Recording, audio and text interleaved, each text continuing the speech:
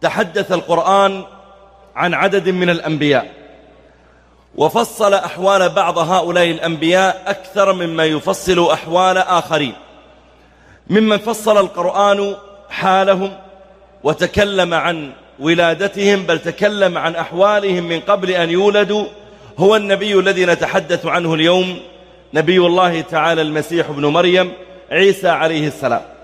فما علاقة المسيح بأمتنا؟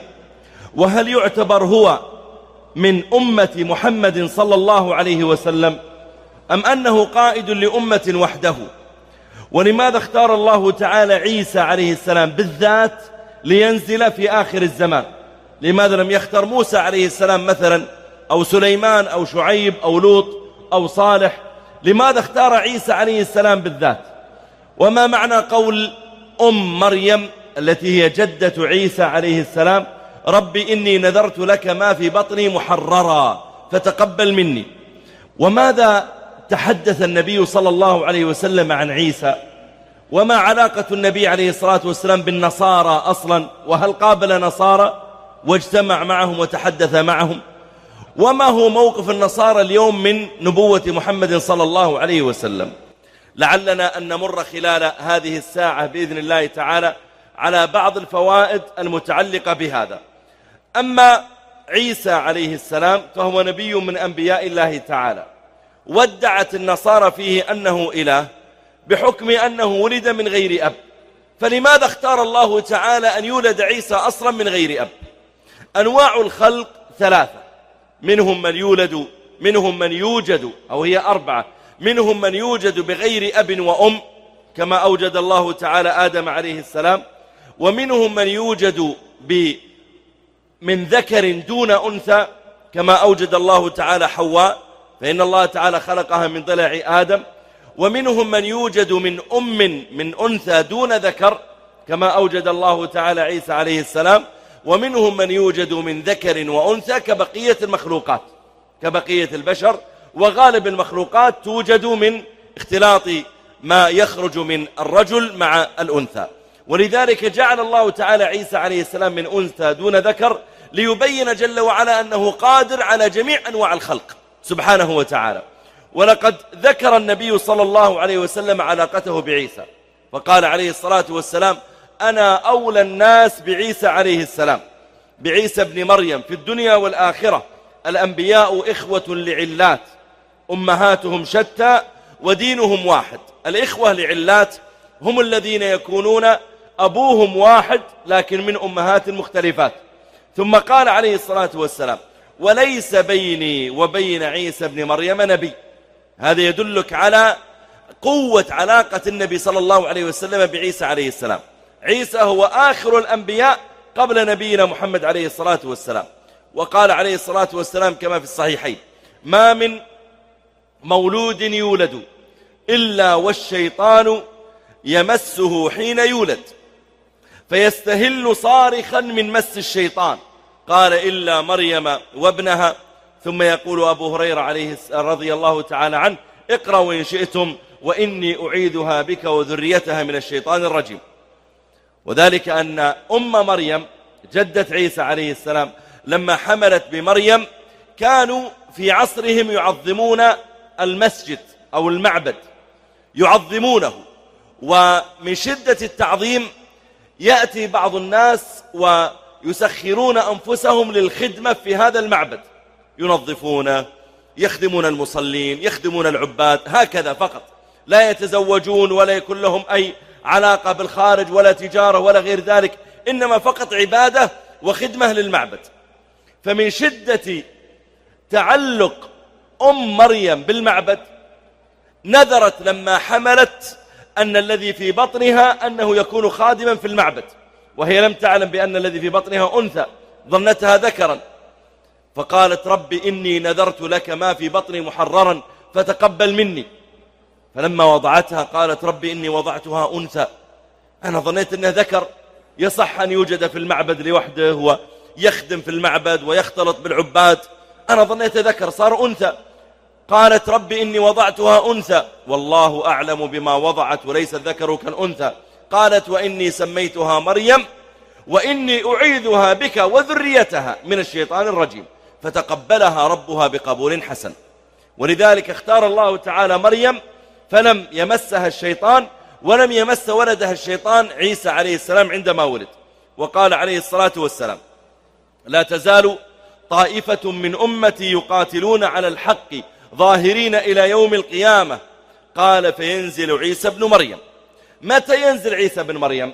لما يخرج الدجال، ويخرج الدجال كما في الحديث خلة ما بين الشام والعراق، فيخرج الدجال يتبعه من يهود أصبهان مدينة في إيران، يتبعه من يهود أصبهان 40,000 عليهم الطيالسة، والطيلسان يلبسه شيوخ اليهود، وهو شيء رداء يوضع فوق الرأس ويسدل على الكتفين، فيتبعه هؤلاء. الدجال يدعي أنه رب كما تعلمون، ويهرب المسلمون منه، كما قال النبي صلى الله عليه وسلم: من سمع بالدجال فلينأ عنه، فإن الرجل يأتيه يظن أنه مؤمن فيتبعه من كثرة ما يرى من الشبهات. فالمؤمنون منهم من يقتله الدجال كما في الحديث، ومن الناس من يضل عياذا بالله ويتبع الدجال. وينفرد مجموعة من المؤمنين في جبل في فلسطين، ينفردون قد فروا بأنفسهم من الدجال، فيضيق عليهم العيش. يقول عليه الصلاة والسلام: حتى إن رأس الثور لأحدهم أحب إليه من 100 دينار لأحدكم اليوم. يعني يضيق عليهم العيش ولا يستطيعون أن يجدوا طعاما، يتمنى لو رأس ثور يأكل منه. فبينما المؤمنون كذلك، إذ قال بعضهم لبعض: إلى متى ونحن على هذا الحال؟ الدجال يعبث ونحن على هذا الحال، لماذا لا نقاتله؟ فيشترطون للموت، يقولون: خلاص ننزل للدجال ونموت. فيلبسون أسلحتهم، ثم يؤذن لصلاة الفجر، فإذا أقيمت الصلاة وقعت عليهم ظلمة شديدة، يعني كان عندهم ضوء من سراج أو نحوه، فتقع عليهم ظلمة شديدة وهم في مكانهم، ثم يضيء المكان، يعني يظهر بعد ذلك شيء من الضوء، وإذا عيسى بن مريم عليه السلام بينهم، كما قال عليه الصلاة والسلام: فينزل عيسى بن مريم، فيقول أميرهم: تعال صل لنا، تعال تقدم، صل أنت الإمام يا عيسى. فيقول: لا، إن بعضكم على بعض أمراء، تكرمة الله هذه الأمة. صحيح، رواه مسلم. فدل هذا على أن عيسى عليه السلام ينزل في آخر الزمان وله اتصال بأمتنا. ويقول عليه الصلاة والسلام: لا تقوم الساعة حتى ينزل عيسى بن مريم حكما مقسطا وإماما عادلا، فيكسر الصليب ويقتل الخنزير ويضع الجزية ويفيض المال حتى لا يقبله أحد. إذن نحن لنا علاقة بعيسى، ولذلك حدثنا الله تعالى عن عيسى عليه السلام قبل أن يولد، بل حدثنا عن أمه قبل أن تولد أمه. نعرف أحوال عيسى عليه السلام مع اليهود، نعرف أخبار أمه، نعرف من الذي ربى أمه، يعني من الذي كفلها في المعبد وقام على شأنها، وكيف عملوا القرعة بينهم إذ يلقون أقلامهم أيهم يكفل مريم. نعرف قصصا له مع بني إسرائيل في آيات كثيرة، منها قصة المائدة، ومنها قصص أخرى لعلنا نقف عليها بإذن الله. ولذلك عيسى بن مريم اختاره الله تعالى أن ينزل في آخر الزمان. النبي عليه الصلاة والسلام كان عنده علاقات مع النصارى. المقوقس حاكم الإسكندرية كان نصرانيا، فأرسل إليه النبي صلى الله عليه وسلم هدية، وأرسل المقوقس أيضا هدية إلى النبي عليه الصلاة والسلام.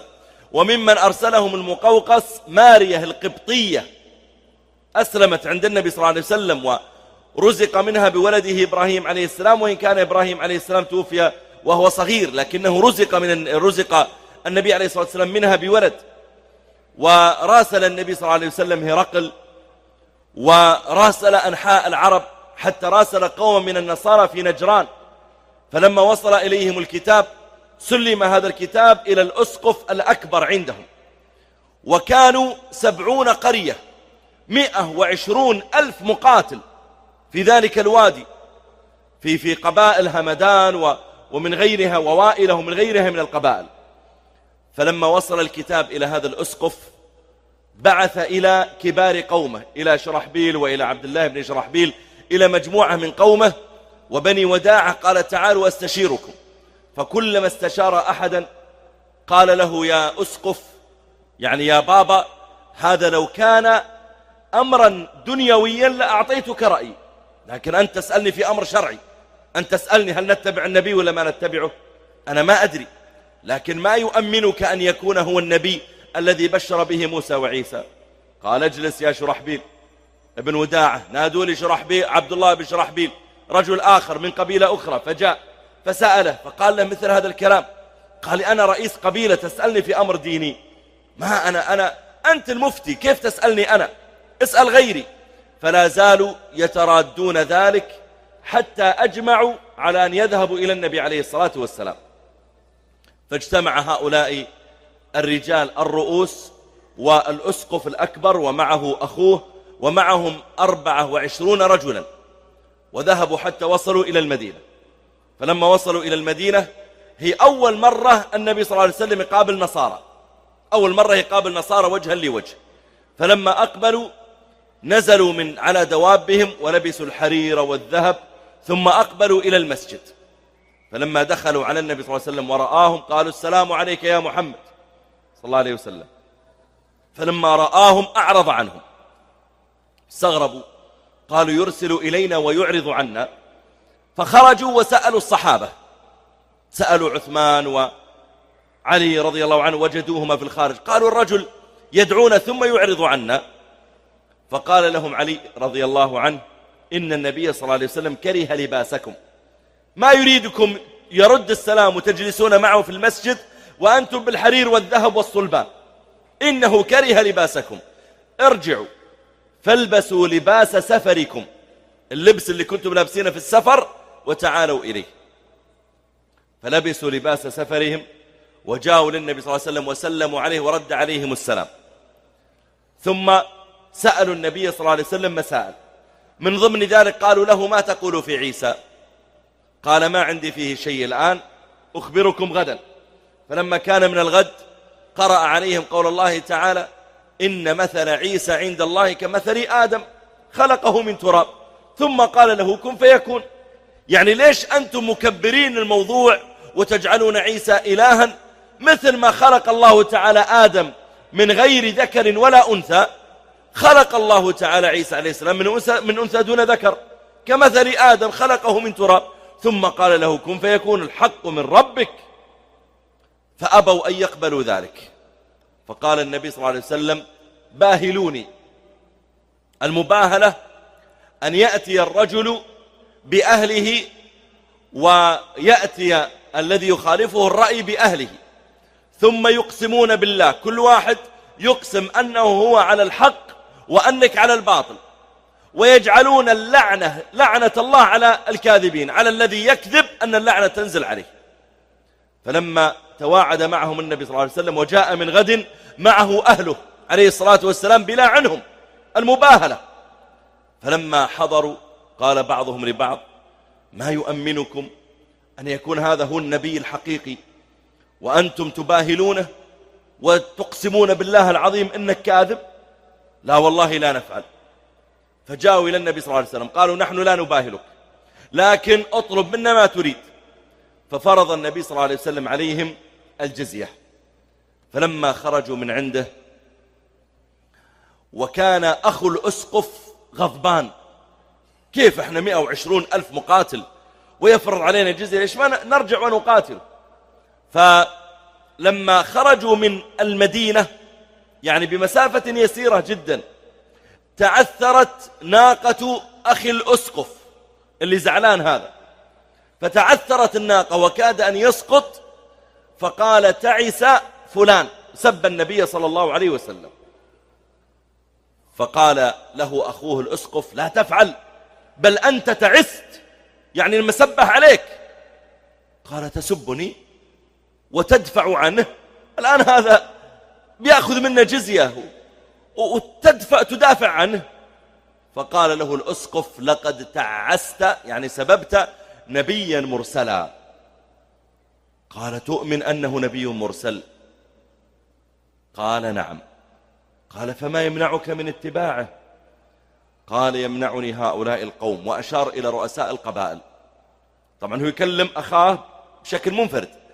قال يمنعني هؤلاء القوم، أكرمونا وأطعمونا وملكونا وشرفونا ورفعونا، جعلوا لنا مقاما، فإذا أنا اتبعته صرت رجلا من عامة قومه.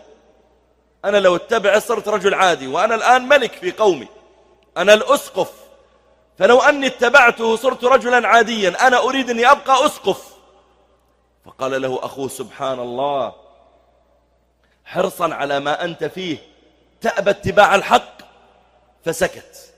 فلوى أخوه عنق الناقة، أمسك خطامها ولواها راجعا، وجعل يضربها مسرعا إلى النبي صلى الله عليه وسلم وهو ينشد قائلا إليك تعدو قلقا وضينها معترضا في بطنها جنينها مخالفا دين النصارى دينها، مخالفا دين النصارى دينها، ويكرر ذلك حتى وصل إلى النبي صلى الله عليه وسلم ودخل في الإسلام. إذن النبي صلى الله عليه وسلم حاور النصارى، ولذلك حدثه الله تعالى بآيات كثيرة تتحدث عن عيسى عليه السلام، وأخبر صلى الله عليه وسلم بنزول عيسى عليه السلام.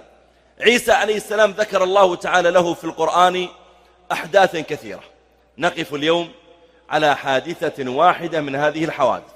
يقول الله جل وعلا وهو يتحدث عن حال عيسى عليه السلام: وإذ أوحيت إلى الحواريين أن آمنوا بي وبرسولي قالوا آمنا واشهد بأننا مسلمون. الحواريون هم الخلص من الأصحاب، كما قال النبي صلى الله عليه وسلم: لكل أمة لكل نبي حواري، وحواري من؟ الزبير رضي الله تعالى، يعني رجل مقرب إلي. الحواريون هم الذين قال الله تعالى عنهم لما قال عيسى لقومه: من أنصاري إلى الله؟ من اللي مستعد يضحي عشان الدين؟ من اللي مستعد يخالف قومه ويتبعني؟ من أنصاري إلى الله؟ قال الحواريون 12 رجلا نحن أنصار الله، احنا لنتبعك يا عيسى عليه السلام على ما تريد. فسموا بالحواريين، يعني الخلص من أصحابه. هؤلاء الحواريون هم أحسن أصحاب عيسى عليه السلام، ومع ذلك هناك فرق بين أصحاب عيسى الحواريين وبين أصحاب محمد عليه وعلى عيسى أفضل الصلاة والسلام من أصحابه من الحواريين، سواء الزبير أو غيره، وسيأتي بعد قليل هذا الفرق. الحواريون هؤلاء ماذا طلبوا؟ هم مع عيسى عليه السلام يرون الآيات، يرون عيسى عليه السلام يؤتى إليه بالأكمة الذي ولد وهو أعمى، فيمسح عيسى عليه السلام على عينيه ويبصر بإذن الله، ومع ذلك هذه المعجزة ما أقنعتهم. يرون عيسى عليه السلام يبرئ الأبرص وهو من عنده المرض في الجلد البياض، فيأتي عيسى عليه السلام وينفث عليه أو يمسح عليه ويشفى بإذن الله، ومع ذلك ما أقنعتهم. يرون عيسى عليه السلام يأخذ الطين ثم يصنع من الطين كهيئة الطير، فيضع له رأسا ويضع يدين، يضع له جناحين ويضع رجلين، فإذا اكتملت الصورة نفخ فيه وصار طيرا بإذن الله، ومع ذلك ما اقتنعوا. يرون عيسى عليه السلام قد كف الله تعالى عنه اليهود في كل موطن يكيدون له، ومع ذلك ما اقتنعوا. يرون عيسى ينبئهم بما يأكلون وما يدخرون في بيوتهم، يعني يأتي إليه الرجل فيقول لعيسى عليه السلام: أنت أكلت اليوم خبزا وزيتا، وعندك في بيتك زيتون وتين وكذا تدخرها، وأنت أكلت اليوم كذا وعندك كذا في بيتك تدخره، وأنت أكلت. ينبئهم بما يأكلون وما يدخرون في بيوتهم، أمر غيبي، ومع ذلك ما اقتنعوا. طيب إيش اللي يقنعهم؟ بدأوا يتحججون على عيسى كما تحججت بعض الأمم، بدأوا يختارون اختيارات مثل ما فعلت أقوام من قبلهم بدأوا يفعلون. وإذ قال الحواريون: يا عيسى ابن مريم هل يستطيع ربك أن ينزل علينا مائدة من السماء. يعني سبحان الله، حتى هذا الطلب غريب. يعني لو طلبوا أن ينزل الله تعالى مطرا يعم البلد ويجري أنهارهم ويسقيهم، أو أن ينزل عليهم يعني شيئا من الجنة يشوقهم إليها، تنزل علينا طعاما مائدة من السماء. والمائدة هي الطعام المرفوع على خوان. الخوان ليس هو الطاولة، لا، وإنما الأقصر منها كثيرا، الذي تكون جالس على الأرض وهو مرفوع ربما بمقدار شبر، هذا يسمونه خوان. وقد أكل النبي صلى الله عليه وسلم على الخوان، لا بأس بالأكل منه. فهم يريدون مائدة، يعني ما قالوا حتى طعاما من السماء، لا، يريدون مائدة. والمائدة هي المنصوبة على خوان. قالوا هل يستطيع ربك أن ينزل علينا مائدة؟ طيب، هل هو شك منهم في قدرة الله؟ قرأ بعضهم هل تستطيع ربك، يعني هل تستطيع أن تسأل ربك، أن تدعوه. وقال بعضهم إن هذا من أدبهم. كيف؟ مثلا لما أقول لك مثلا، يعني افرض أن المناديل بجانبك مثلا، فأقول لك معلش تقدر تعطيني المناديل؟ أنا أدري أنك تقدر، أنك تستطيع، لكن من الأدب لم أقل لك أعطني المناديل، قلت لك تقدر تستطيع تعطيني المناديل.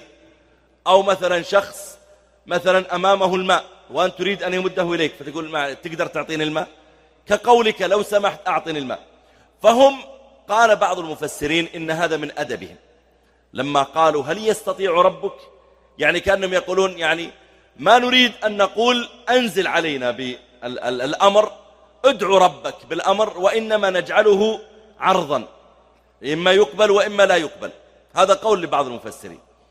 وهناك أقوال أخرى. المقصود أنهم قالوا لعيسى عليه السلام هذا، هل يستطيع ربك أن ينزل علينا مائدة من السماء؟ قال اتقوا الله إن كنتم مؤمنين. يعني عيب أن تسألوا هذه الأسئلة، أنتم إلى الآن ما آمنتم بي. تروني أنفخ في الطين فيكون طيرا بإذن الله، وأبرئ الأكمه والأبرص وأحيي الموتى، قيل ينفث على الميت وقيل يمسح عليه ويقوم حيا.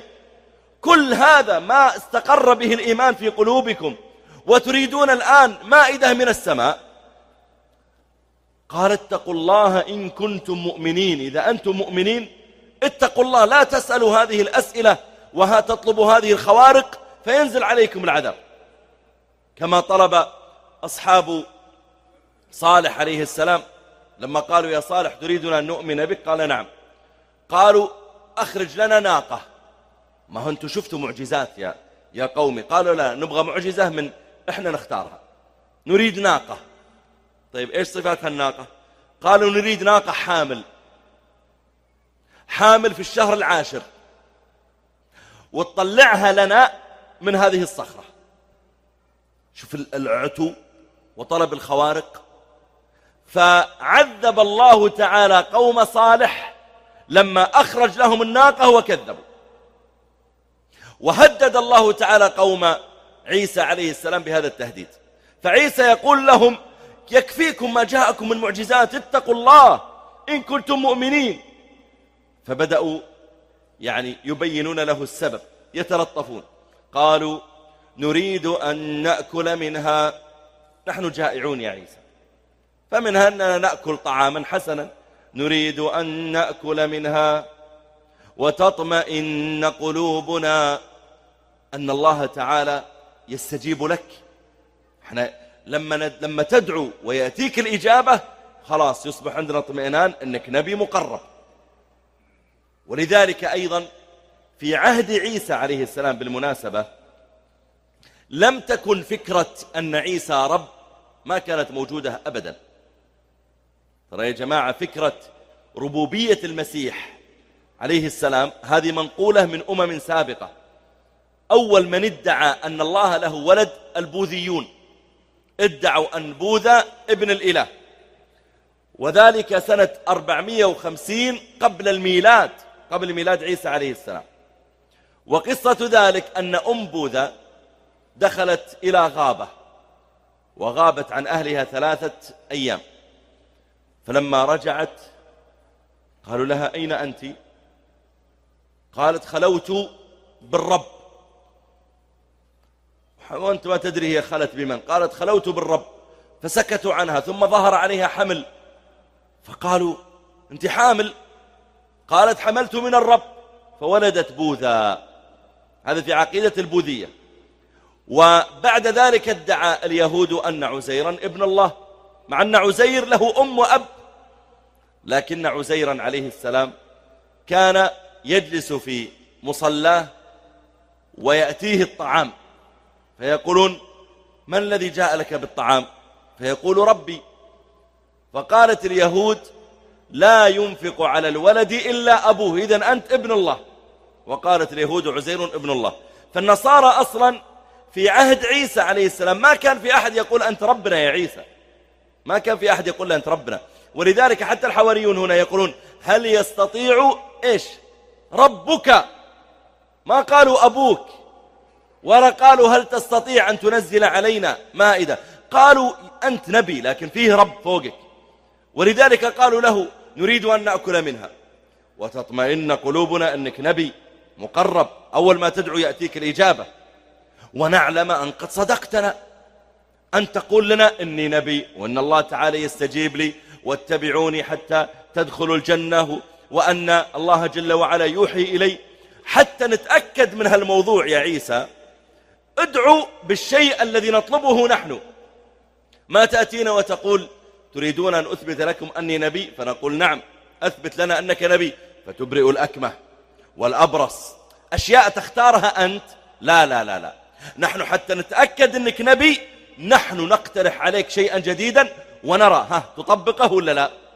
ولذلك قالوا وتطمئن قلوبنا أنك نبي ونعلم أن قد صدقتنا، أن تقول إنك نبي نشوف أنت صادق ولا لا، ونكون عليها من الشاهدين. يعني نحن الحواريين وراءنا قوم يكذبون بك يا عيسى، نحن سنشهد عندهم أنك رأينا منك معجزة جديدة لم يروها هم، معجزة تختلف عن معجزاتك. وذلك أن معجزات عيسى عليه السلام كلها طبية، يعني أو أكثرها، يبرئ الأكمه شيء طبي، الأبرص شيء طبي، يحيي الموتى أيضا هذا نوع من الطب، ينفخ في الطير ويكون كذا أيضا هذا فيه حياة، والطب يحفظ الحياة بالأدوية. فهم يريدون أشياء أخرى ما لها علاقة بمعجزاتك السابقة. قالوا نحن سنشهد لك عند قومنا أنك صادق ونكون عليها من الشاهدين. يقول ابن كثير فقام عيسى من بينهم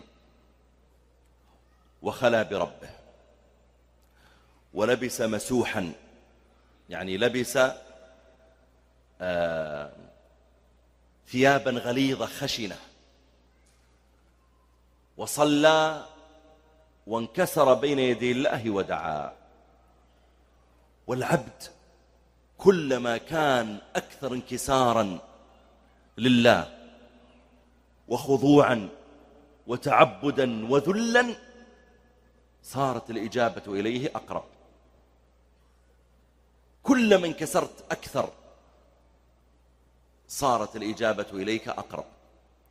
لذلك ذكروا أن الإمام قبل أكثر من 450 سنة محمد بن سعيد قالوا كان إمام من الأئمة، فطلب منه الخليفة أن يخرج يستسقي بالناس. يقول فلما أراد أن يخرج للاستسقاء، أن يدعو الله تعالى أن ينزل عليهم المطر، لما أراد أن يخرج أرسل غلامه قال اذهب وتلطف مع الغلمان الحراس عند الخليفة حتى تدخل إليه وتنظر لي على أي حال هو الآن، أنا بطلع أستسقي، الخليفة اللي أمرني أني أستسقي، أخرج الآن وانظر لي، هو نائم، هو يفطر، هو ماذا يفعل؟ فخرج الغلام وتلطف مع الغلمان حتى جعلوه يدخل على الخليفة، فرأى الخليفة ساجدا ويبكي ويقول اللهم لا تعذب خلقك بمعصية خليفتهم، يا رب لا تعذبهم بمعصيتي.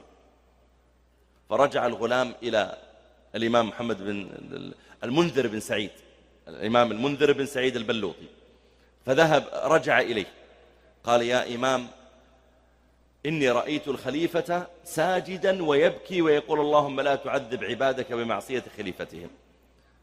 فقال: الله أكبر يا غلام، اتبعني وهات الممطرة، منطرة المظلة التي للمطر، إذا خشع جبار الأرض رحم جبار السماء. إذا خشع جبار الأرض رحم جبار السماء. ولذلك أنت تدعو الله، كلما صرت أكثر انكسارا صارت الإجابة إليك أسرع.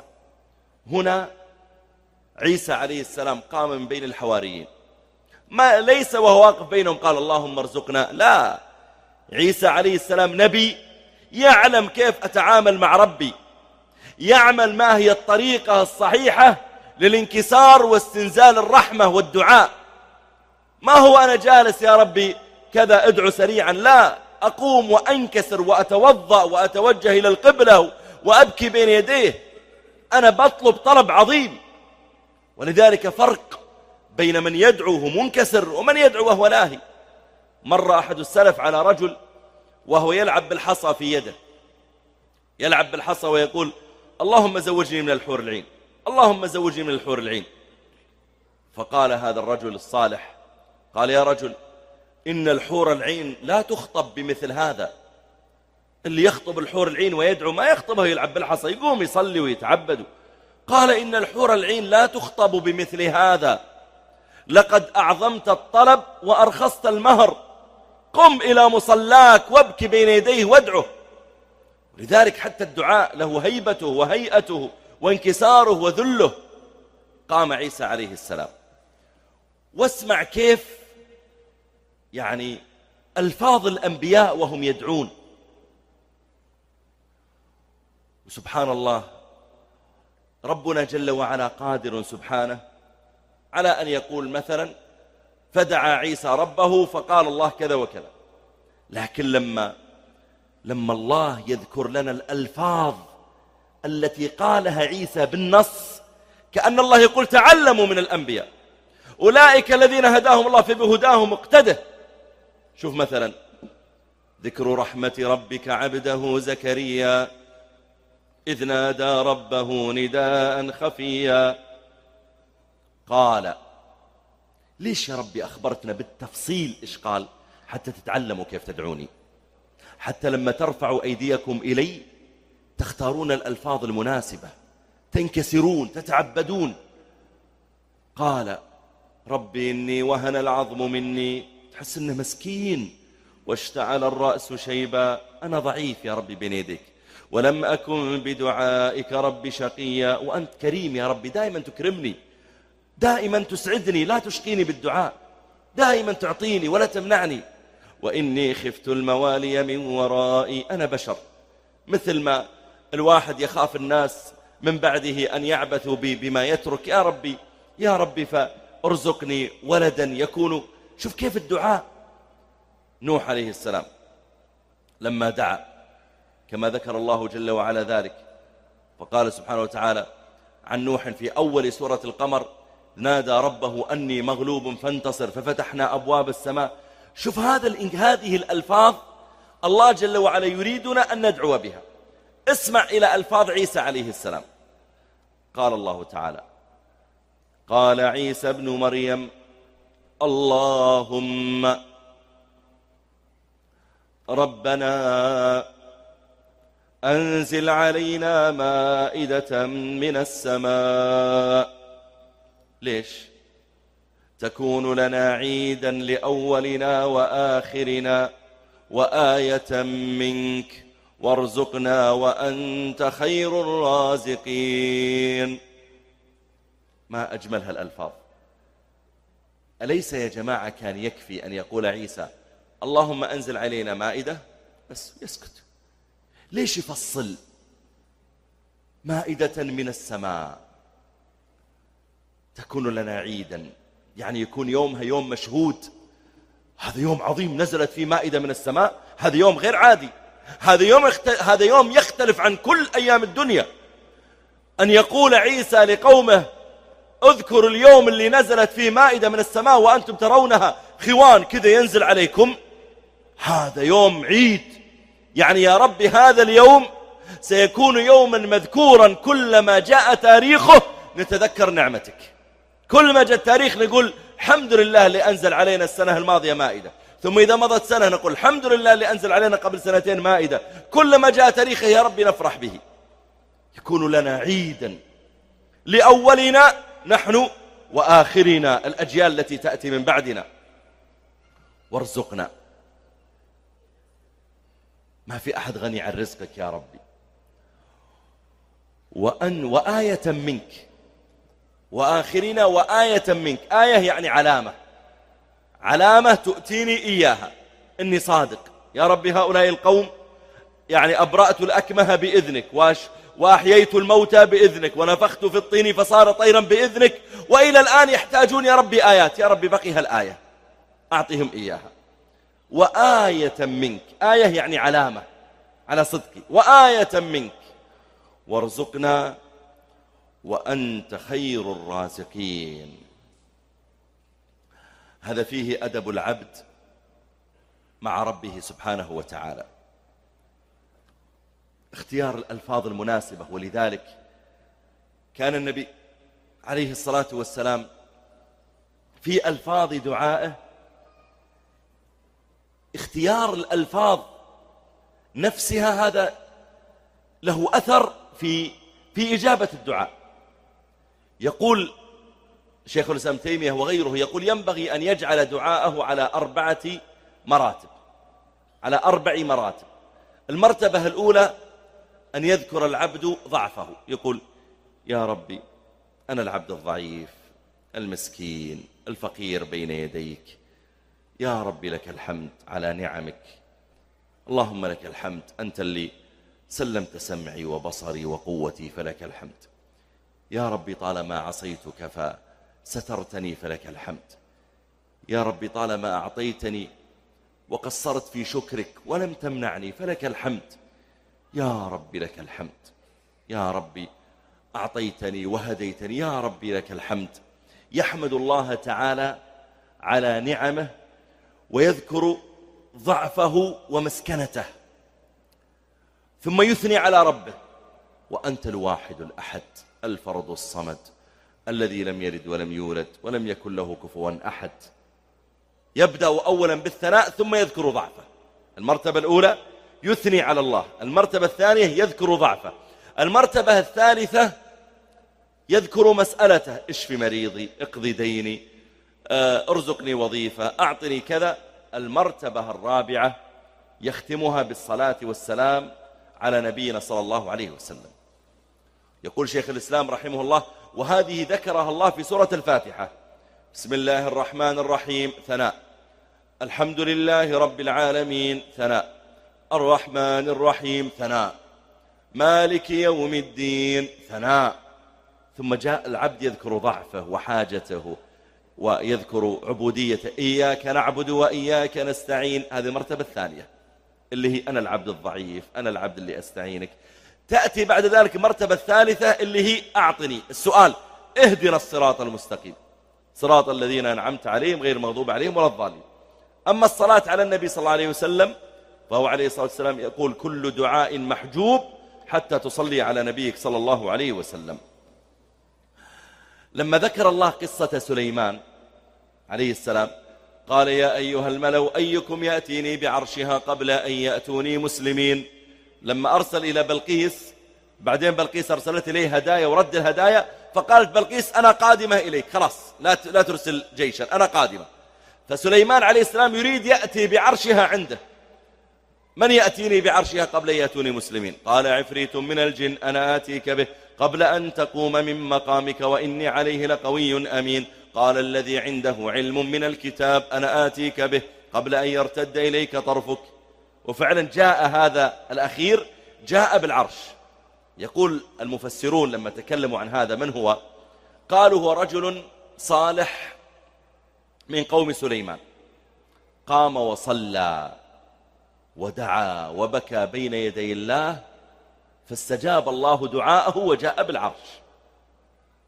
شوف الانكسار. النبي صلى الله عليه وسلم في معركة بدر رفع يديه: اللهم إن تهلك هذه العصابة لا تعبد في الأرض، اللهم نصرك الذي وعدتني، حتى كان يقع رداؤه من على كتفيه، حتى أبو بكر بجانب النبي صلى الله عليه وسلم بدأ يبكي ويرفع الرداء ويقول: يكفيك بعض مناشدتك ربك، يعني يا رسول الله أنت تعبت خلاص، اللي دعوت به يكفي، إن شاء الله ربك بيستجيب، يكفيك بعض مناشدتك ربك يا رسول الله، ويرفع الرداء وهو يبكي.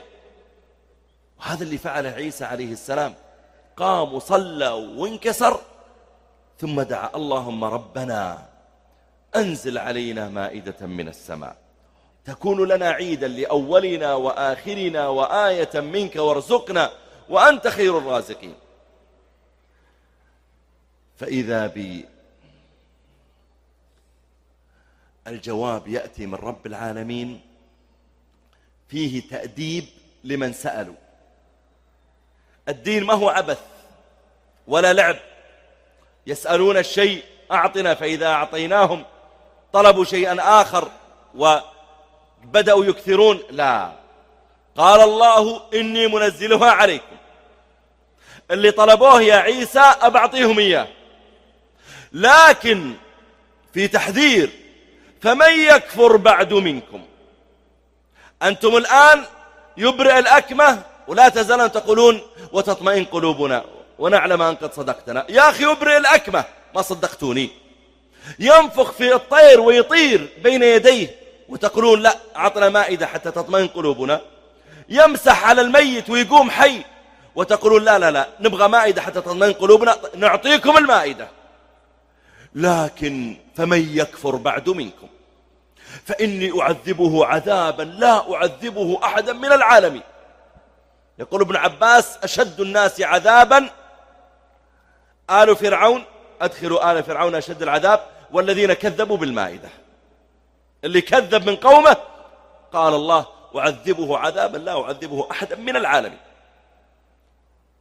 كما بين الله جل وعلا ذلك عن قوم صالح لما طلبوا الناقة، أخبر الله تعالى صالح أنه بيطلع لهم الناقة. نطلع لكم ناقة حامل في الشهر العاشر من صخرة الصماء، وأنتم تشوفون الصخرة تطلع ناقة منها. لكن إن كذبتم بهالآية وتعنتم بعدها وتجبرتم وتكبرتم تشوفون العذاب. فعلا لما كذبوا أتاهم العذاب بعد 3 ليالي مباشرة. نبينا عليه الصلاة والسلام قالت له قريش: تريدنا أن نؤمن بك؟ قال: نعم. قالوا: شق لنا القمر. فدعا الله تعالى وشق القمر. قالوا: لا لا هذا سحر، هذا سحر. أقرأ عليكم القرآن طيب واتحداكم تأتون بسورة مثله. قالوا: لا هذا أيضا كلام شعراء وبلغة. طيب شعراء وبلغة أعطوني مثله. قالوا: لا لا لا نحن عندنا طلب نطلبه منك، إذا أعطيتنا إياه نؤمن بك. قال النبي عليه الصلاة والسلام: ما هو؟ قالوا: اقلب لنا صحاري مكة جنان وأنهار، إذا عملت كذا خلاص نؤمن أنك صادق. الآن ما أمنتم بقمر شق تؤمنون بأرض صارت خضراء.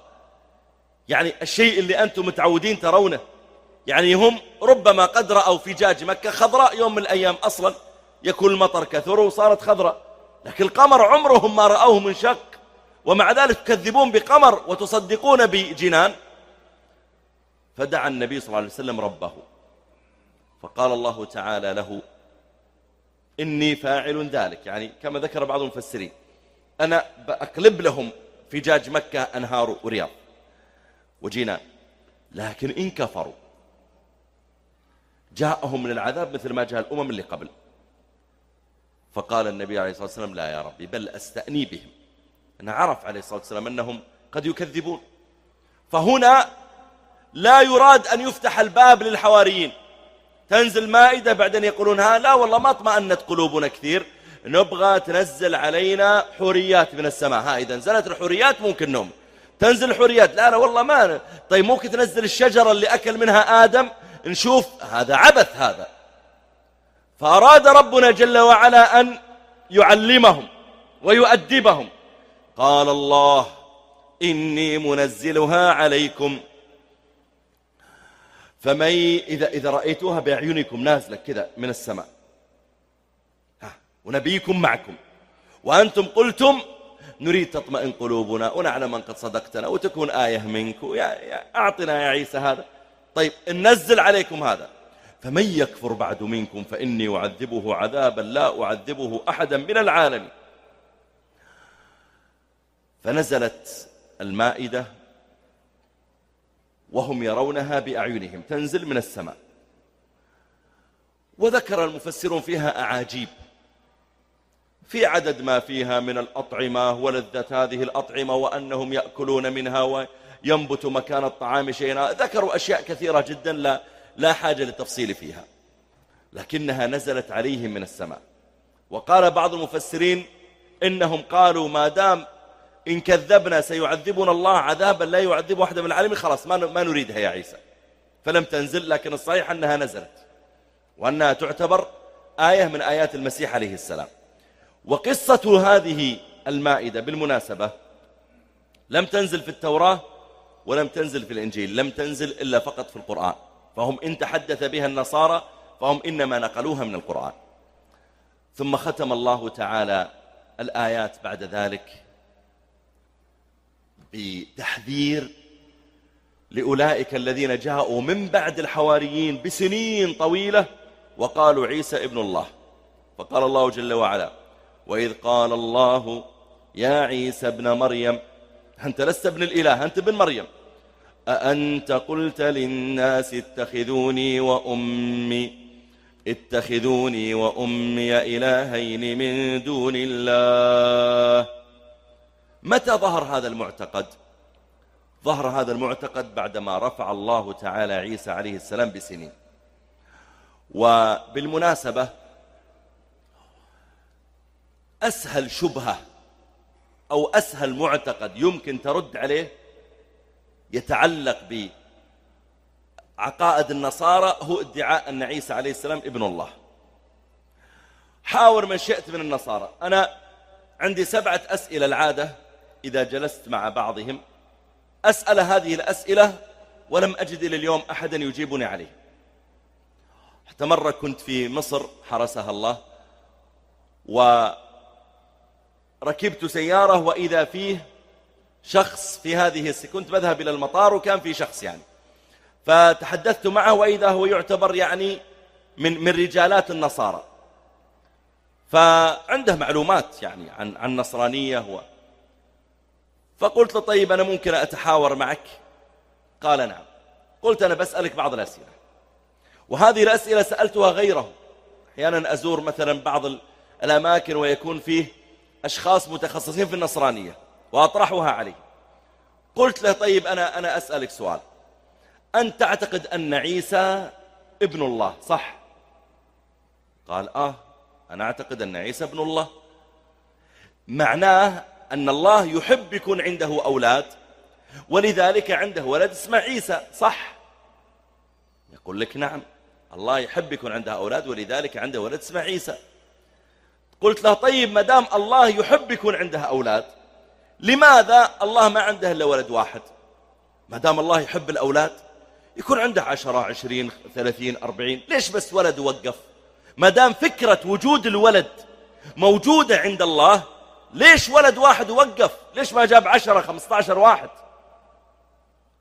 قال هو عاوز كده، عاوز انه يصير عنده ولد وبس. قل طيب ليش ما صار عنده ولد وبنت؟ واحد يصير عنده ولد وبنت ليش بس ولد وقف؟ قال ما أدري، المهم هذا اللي حصل قل طيب خذ السؤال الثاني. قال نعم. قلت أنت تقول إن عيسى ابن الله وأن الله تعالى أنزله إلى الأرض ليصلب. قال نعم يصلب حتى يطهرنا، حتى يطهرك من الرذيلة من الخطيئة. قلت لا تأخذني بالعواطف، جاوبني. الله تدعي أن الله أنزل ولده الوحيد إلى الأرض ليصلب، صح ولا لا؟ قال نعم. ليش يصلب؟ ماذا فعل عيسى؟ قال حتى يطهرنا من الخطيئة. قلت خطيئة من؟ قال خطيئة آدم. قلت ممتاز، يعني اللي عمل الخطيئة عيسى ولا آدم؟ قال آدم. قلت طيب يا أخي يصلب آدم، ليش يصلب عيسى؟ يعني آدم يسوي خطيئة ويصلب عيسى بداله؟ يا أخي يصلب آدم. قال لا، ما هي ما شوف يعني أنت بالك عيسى لأنه ابن الله ربنا. قلت طيب أنا أسألك السؤال اللي بعده. قال نعم. قلت ليش تدعي أن عيسى صلب؟ قال قلت لك حتى يطهر الخطيئة، يطهرنا من الخطيئة. قلت طيب يعني لا يوجد طريقة عند الله ولا وسيلة لتطهير العباد من الخطيئة إلا وسيلة واحدة، أن الله يصلب ولده الوحيد. كان ممكن طرق أخرى، ممكن مثلا يقول لا تشربوا الماء البارد لأن عندكم خطيئة، منعتكم الماء البارد عقوبة لخطيئة أبيكم. ممكن لا تجلسوا في الظل، ممكن لا تغطوا رؤوسكم في الشمس، عقوبات معينة لأن أبانا عمل خطيئة.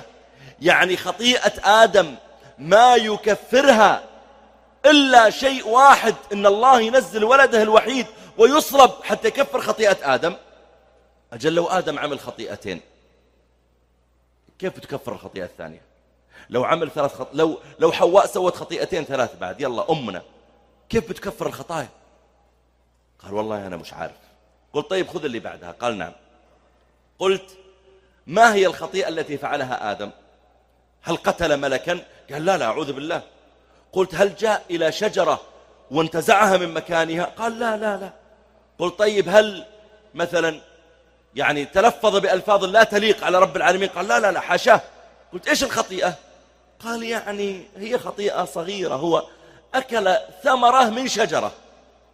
قلت طيب عادة تكون الكفارة متوافقة مع الخطأ، الكفارة متوافقة مع الخطأ. يعني أنت الآن لما ولدك فرضا تعطيه حل الواجب، فيأتي إلى الورقة مثلا اللي أمرته يحلها، أنت كتبت لك كلمات وقلت يا ولدي اكتب مثلها، وجاء وعمل عليها إكس كذا بالقلم، أنت ستعاقبه عقوبة معينة. لكن لو جاء وشقق الكتاب كله ستكون العقوبة أكبر. والكفارة لو قال لك خلاص أؤمرني بشيء ولا تعاقبني، أؤمرني بشيء أفعلك كنوع من الكفارة، ستكون الكفارة أكبر كلما صار الخطأ أكثر. قلت ما هي الخطأ الذي وقع من آدم؟ قال أكل ثمرة من شجرة.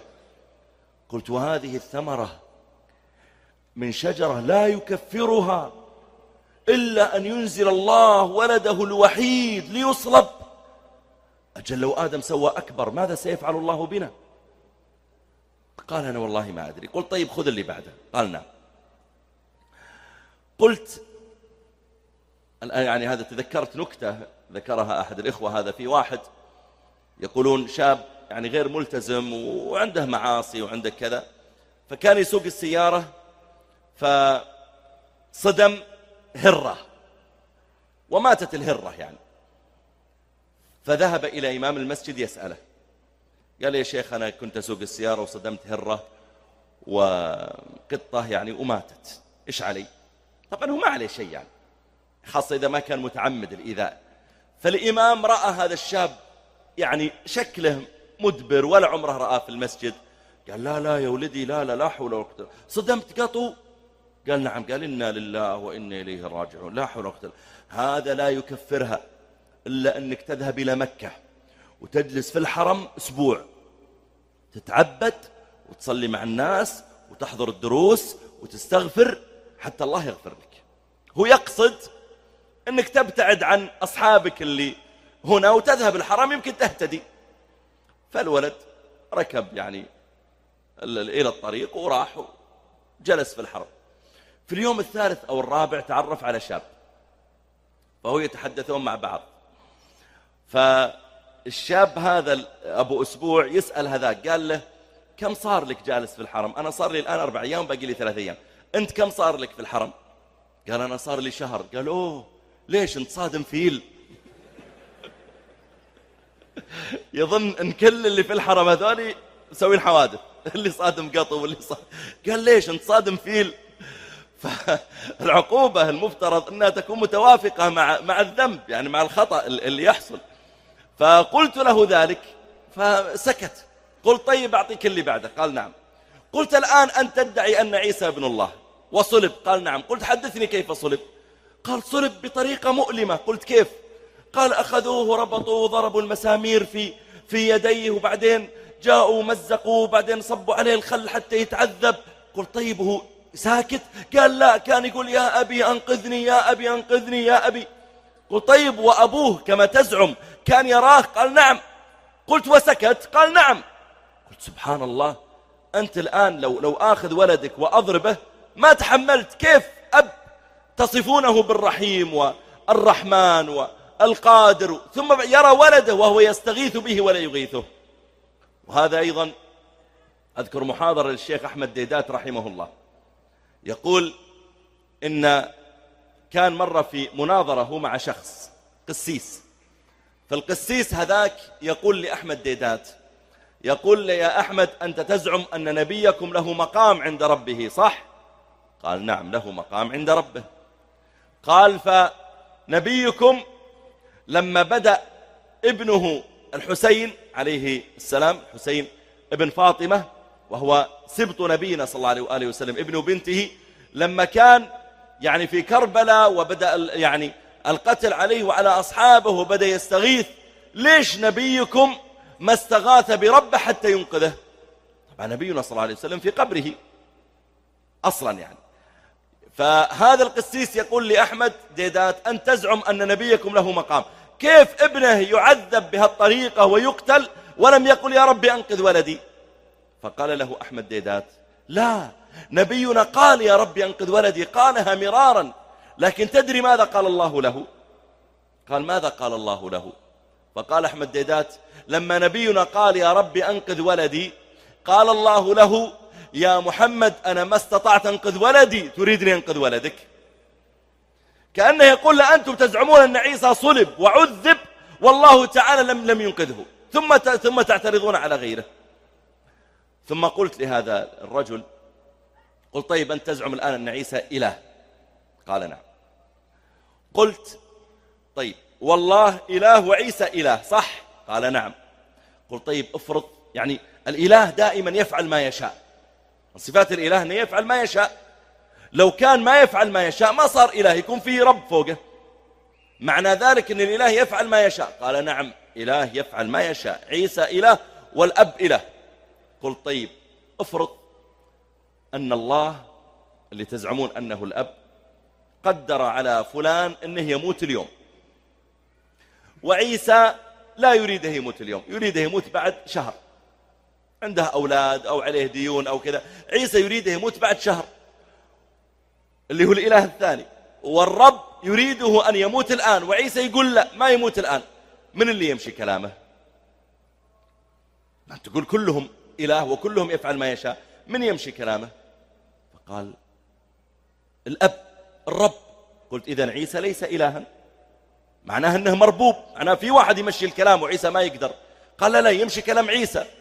قلت كيف يمشي كلام عيسى؟ إذن الرب ليس إلها الأب. قال لا يمشي كلامهم كلهم. قلت لا يمكن أن يموت ولا يموت في نفس الوقت، هذا جمع بين متناقضات لا يمكن. قال ما يمشيش كلام حد. قلت كيف يعني يكون لا حي ولا ميت؟ هذا يسميه العلماء دليل التمانع. قول الله سبحانه وتعالى لو كان فيهما آلهة إلا الله لفسدتا، وفي الآية الأخرى ولعلى بعضهم على بعض، كل واحد يريد أن يعلو على الآخر. ولذلك إلى اليوم الأناجيل الأربعة الموجودة لا يوجد نص صريح في واحدة منها أن عيسى قال أنا ابن الله، لا يوجد أبدا. ولذلك اليوم أيضا نحمد الله تعالى نسمع كثيرا عن قساوسة يدخلون في الإسلام، أليس كذلك؟ أليس كذلك؟ هل سمعتم أن عالم من علماء المسلمين تحول نصرانيا؟ أو إمام مسجد والله تحول؟ أعوذ بالله، لم يقع هذا ولن يقع بإذن الله. لكن نسمع مرارا أن قسيسا من القساوسة تحول نصرانيا، لأنه إذا تبين له الحق وصار عنده قوة على اتباع هذا الكلام اتبعه واهتدى. فهنا يقول الله: وإذ قال الله يا عيسى ابن مريم أأنت قلت للناس اتخذوني وأمي إلهين من دون الله قال سبحانك ما يكون لي أن أقول ما ليس لي بحق. أنت قلت لي قل لهم إني نبي واعبدوا الله، هذا اللي قلته، لا يمكن أقول أكثر من هذا. إن كنت قلته فقد علمته تعلم ما في نفسي ولا أعلم ما في نفسك إنك أنت علام الغيوب ما قلت لهم إلا ما أمرتني به أن اعبدوا الله ربي وربكم وكنت عليهم شهيدا ما دمت فيهم فلما توفيتني. ما هو عيسى ما مات، كيف يقول توفيتني؟ العلماء لهم في ذلك 3 أقوال. قيل توفيتني عمري الأول، أنت قدرت يا ربي أني أعيش 33 سنة وأرفع، 33 سنة هذه انتهت ورفعت، بعدها ما أدري إيش اللي حصل. توفيتني عمري الأول. وقيل توفيتني يعني نمت، فعيسى عليه السلام قيل إنه رفع، أن الله تعالى جعله ينام ثم رفعه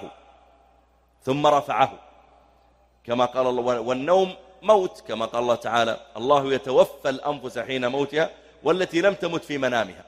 ويقول النبي صلى الله عليه وسلم: النوم أخو الموت، ولذلك أهل الجنة ما ينامون. هذا القول الآخر الثاني. والقول الثالث: فلما توفيتني عملي، يعني عيسى عليه السلام ينزل في آخر الزمان ما عنده شرائع يعطيها الناس، كأن عيسى يقول: الشريعة اللي أمرتني بها بلغتها وانتهيت ثم رفعتني أنت، لكن أنا بنزل في آخر الزمان يا ربي لكن ما في شرائع، أنا أنزل يعني أطبق شريعة محمد صلى الله عليه وسلم. لذلك قال: فلما توفيتني كنت أنت الرقيب عليهم وأنت على كل شيء شهيد إن تعذبهم فإنهم عبادك وإن تغفر لهم فإنك أنت العزيز الحكيم.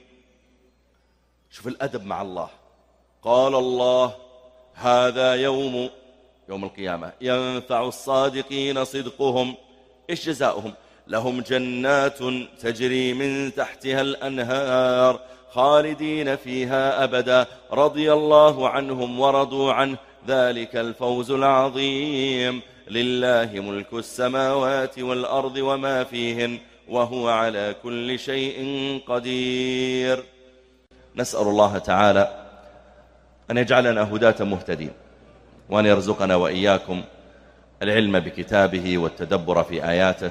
اللهم إنا نسألك من الخير كله عاجله وآجله ما علمنا منه وما لم نعلم، ونعوذ بك ربنا من الشر كله عاجله وآجله ما علمنا منه وما لم نعلم. اللهم لا تدع من بيننا ولا من أحبابنا مريضا إلا شفيته، ولا عقيما إلا ذرية صالحة رزقته، ولا تدع من بيننا من عليه دين إلا يسرت له قضاء دينه، ولا من يحتاج إلى وظيفة أو مصدر رزق إلا وسعت عليه. يا عظيم المن، يا كريم الصفح، يا حسن التجاوز، يا واسع المغفرة، يا باسط اليدين بالرحمة، يا رب العالمين يا ذا الجلال والإكرام. صل اللهم وسلم على عبدك ورسولك محمد وعلى آله وصحبه أجمعين. السلام عليكم ورحمة الله وبركاته.